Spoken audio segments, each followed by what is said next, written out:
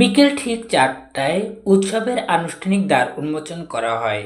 গণপ্রজাতন্ত্রী বাংলাদেশ সরকারের মাননীয় প্রধানমন্ত্রীর প্রধান উপদেষ্টা মহোদয় উপস্থিত থেকে প্রদীপ প্রজ্বলনের মাধ্যমে এই অনুষ্ঠানের সূচনা করেন।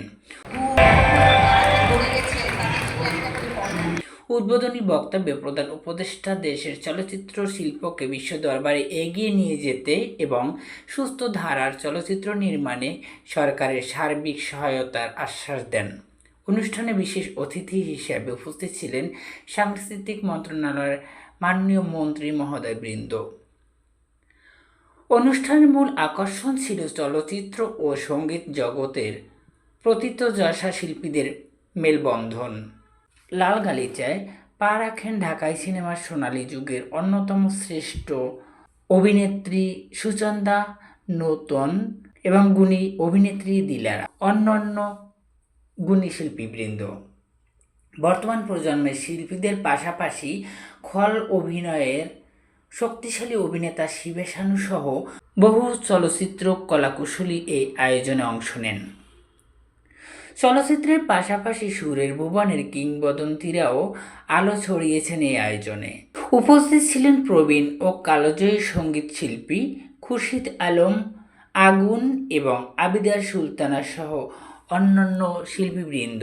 বর্তমান প্রজন্মের জনপ্রিয় সুরকার ও সঙ্গীত পরিচালক শওকত আলী ইমনও অনুষ্ঠানে যোগ দেন। তবে পুরো আয়োজনে এক আবেগঘন পরিবেশের সৃষ্টি হয় যখন বাংলাদেশের প্রয়াত প্লেব্যাক সম্রাট এন্ড্রু কিশোরের সহধর্মিণী মঞ্চে উপস্থিত হন এবং তার পক্ষে সম্মাননা স্মারক গ্রহণ করেন।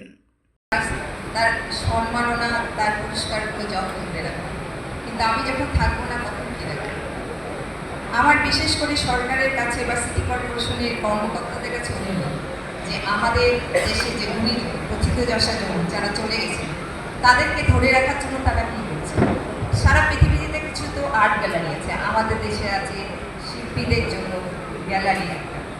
আমি চাই স্টার গ্যালারি একটা সিটি কর্পোরেশন বা সরকারের থেকে যারা চলে গেছেন গুণীজন প্রথিতযশা তাদের জন্য একটা স্পেস দেওয়া হয়।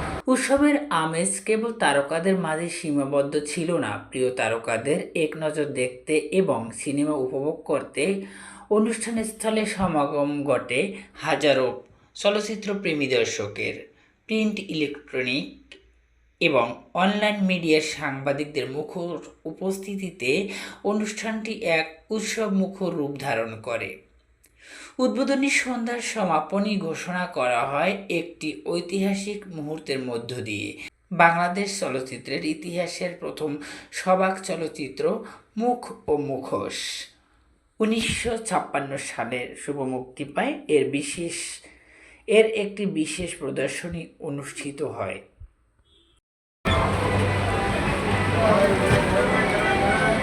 আবার কি সবাই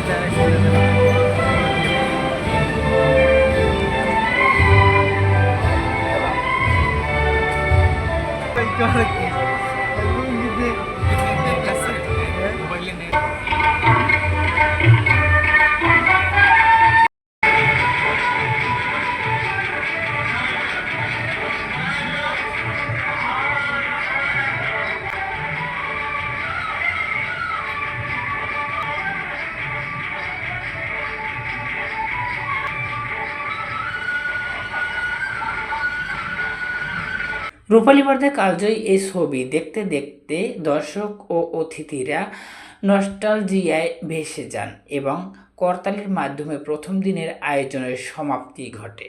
আয়োজক কমিটির পক্ষ থেকে জানানো হয়েছে, প্রথম দিনের জমকালো উদ্বোধনের পর এই চলচ্চিত্র প্রদর্শনটি সাধারণ দর্শক ও চলচ্চিত্র প্রেমীদের জন্য আগামী আরও 6 দিন পর্যন্ত উন্মুক্ত থাকবে।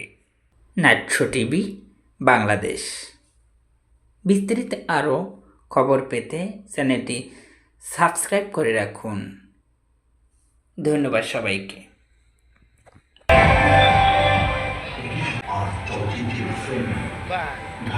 ঢাকা